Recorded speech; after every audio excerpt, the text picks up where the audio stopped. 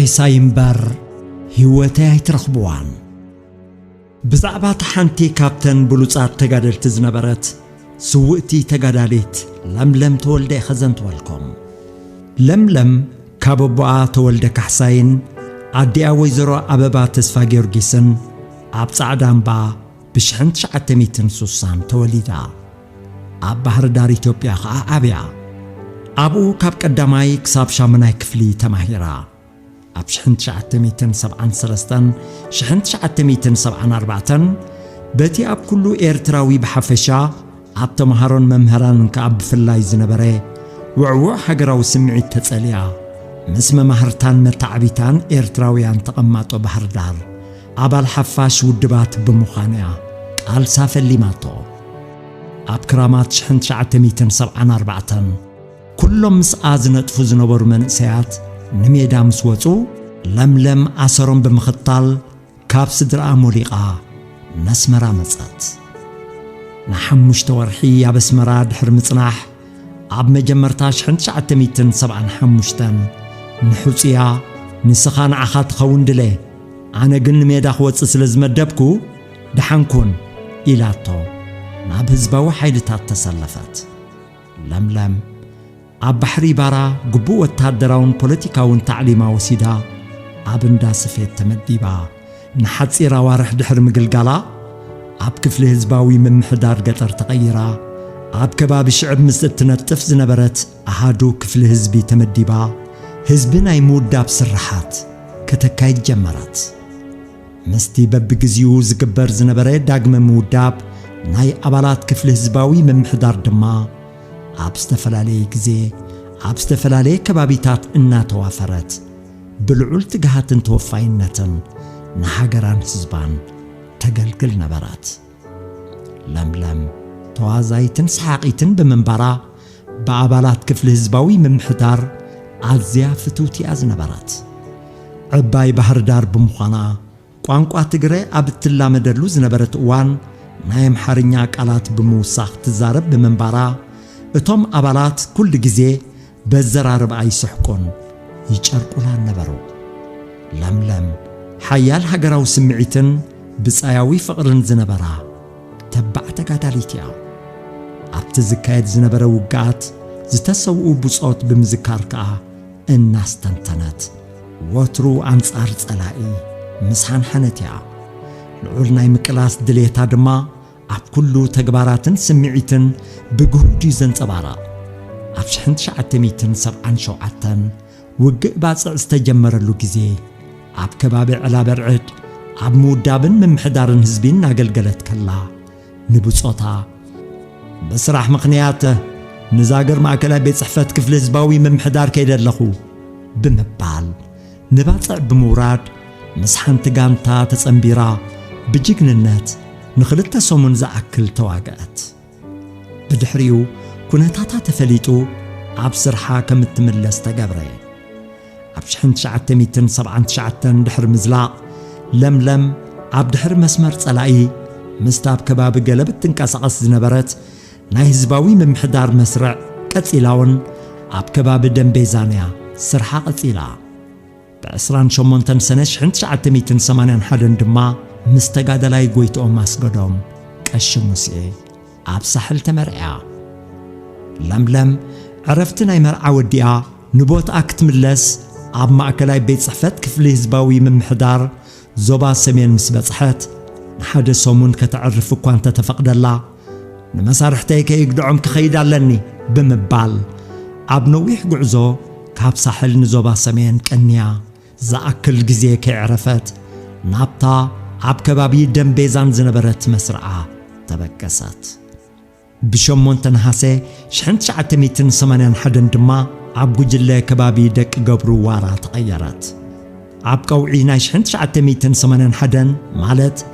ብኽልተ መስከረም ረፋድ ሰዓት 9 ለምለምን ኢሳያስ እዝራ ዝተባህለ ብጻያን ከምቲ ልሙድ ኣብ በረኻ ሓዲሮም ንስራሕ ተበገሱ መደብና ብዋራ ዶ ክንጅምር ብደቂ ገብሩ ድማ ተባሃሉ ኢሳያስ እዝራ ብዋራ ዘይንጅምር ክብል እንከሎ ለምለም ከዓ ብደቂ ገብሩ ጀሚርና ንዋራ ምኻድ ሕሸና እምበር ዝብል ሓሳብ ኣቕረበት ንሳ ብዘቕረበቶ ሓሳብ ድማ ንደቂ ገብሩ ኣንቀሉ ድሕሪ ቁሩብ ጉዕዞኣ ኣብታ ወታደራት ጸላኢ ገላ ውሽጢ ዓዲ ገለ ኸኣ ኣብ በረኻ ኮይኖም ኣድብዮሙላ ዝነበሩ ደቂ ገብሩ በጽሑ ለምለምን ኢሳያስን ከብቲ ወፍራ ኣለዋ ህዝቢ እውን ይንቀሳቐስ ኣሎ ስለዚ ዓዲ ድሓን እዩ ኢሎም እዮም በቐጥታ ናብቲ ዓዲ ዘምርሑ ንዓዲ ከኣትዉ ቁሩብ ምስ ተረፎም ነቶም ኣብ ውሽጢ ዓዲ ኣድብዮም ዝነበሩ ወታደራት ጸላኢ ስለ ዝረኣይዎም ንድሕሪት ተመሊሶም ሩባ ብጉያ ከምልጡ ፈተኑ እንተኾነ እቶም ካብ ዓዲ ወጻኢ ኣድብዮም ዝነበሩ ወታደራት ጸላኢ ይከታተልዎም ስለ ዝነበሩ ብነዊሕ ብረት ተኲሶም ንለምለም እግራ ሃረምዋ ኢሳያስ ነጸሉ ኣብቲ ሳዕሪ ስለ ዝደርበዮ ወታደራት ጸላኢ ዝወደቐ መሲልዎም ነታ ነጸላ ብዙሕ ጠያይት ነዝሑላ ለምለም ተሃሪማን ከላ ቁሩብ ክትቅጽል እኳ እንተፈተነት ክትወፅእ ከም ዘይትኽእል ስለ ዝተረድኣ ንኢሳያስ ንስኻ ኺድ ነብስኻ ውፅእ ኣነ ግን ድሓን በለቶ ወታደራት ጸላኢ እናጐየዩ መጺኦም ኣብ ጥቓ ምስ በጽሑ ለምለም ሓንቲ ቦምባ ናብኣቶም ብምድርባይ ሳንጣ ኣብ ትሕቲ ኸብዳ ተተርኢሳ በታ ዝተረፈታ ቦምባ ነብሳ ፈንጀረት በዚ ኸዓ ነቲ ጸላኢ ክጥቀመሉ ዝኽእል ምስጢራዊ ሰነዳት ሓፋሽ ውድባትና ኣድሓነቶ ህይወታ ምሉእ ብምሉእ ከይሓለፈን ከሎ ወታደራት ጸላኢ ርከብዋ ካብ ጥቓ ብስክሊት ፈቲሾም ኖትቡክ ምስ ረኸቡ ኣብቲ ኖትቡክ ስእላ ጸኒሕዎም ነቲ ስእላ ብምግራም ጠሚቶም ድማ ነታ ትልኽ ትብል ዝነበረት ጅግና ለምለም ብቋንቋ ኣምሓርኛ አንቺ የምትመሲ ቆንጆ ለምን ህይወትሽ ታጠፊያለሽ ለምን እጅሽን አትሸጭም ንስኽ ትመስል ቆንጆ ንምንታይ ህይወት ከተጥፊ ኢትክ ዘይትቢ ኢሎም ሓተትዋ ክትምልሰሎም ትኽእል ኣይነበረትን ካብኡ ተሰኪሞም ንዓዲ ብምእታው ህዝቢ ናይቲ ዓዲ ንኽሪኣ ካብ ገገዙ ውፅዎ ለምለም ኣብቲ ሰዓት እቲ ቁሩብ ነብሳ ስለ ዝተፈለጣ ነቶም ኣብ ጥቓ ዝነበሩ ወታደራት ሬሳ ይምበር ህይወተይ ኣይትረኽቧን ኢኹም ሰውራ ኤርትራ ክዕወት እዩ ኤርትራዊ ንዓኹም ንጸላእቲ ኢዱ ኣይህብን እዩ እናበለት ኣኽቱፍ ክትብለሎም ህዝቢ ተዓዲ ይዕዘብ ነበረ በቲ ዘጋጠማ ሓደጋ እኳ እቲ ህዝቢ ሓዚኑን ሰንቢሉን እንተነበረ ብጥብዓታ ግን ኣዝዩ ተሓበነ ብድሕሪዚ እቶም ወታደራት ተሰኪሞማ ካብቲ ዓዲ ተበገሱ ኣብ ድግድግ ዝተባሃለ ቦታ ምስ በጽሕት ድማ ተሰውዐት ወታደራት ጸላኢ ሬሳኣ ተሰኪሞም ዓዲ ተከለይ ዛናብጽሕዎ ኣብ ማእከል ዓዲ ሰጢሖማ ክውዕሉ እሞ ህዝቢ ርእዩ ከስካሕክሕ እኳ ሓሲቦም እንተነበሩ ህዝቢ ተቃዊሙ ናብ ላዕለዎት ሓለፍቲ ብምኻድ ብስርዓት ክቐብራ ስለ ዝሓተተን ትዝረኸብዎ ላዕለዋይ ኣዛዚ ሳዕቤናቱ ኣብ ግምት ብምእታው ይህች ጅግና ናት አምና በተሰለፈችው ዓላማ በጅግንነት ስላለፈች በደንብ ቅበሯት እዛ ሰብዚያ ጅግናያ ኣብ አሚና ዝተሰለፈትሉ ዓላማ በጅግንነት ስለ ዝሓለፈት ከዓ ጽቡቕ ጌርኩም ቅበርዋ ብምባል ኣፍቀደሎም ህዝቢ ናይቲ ዓዲ ብምሉኡ ወፂኡ ድማ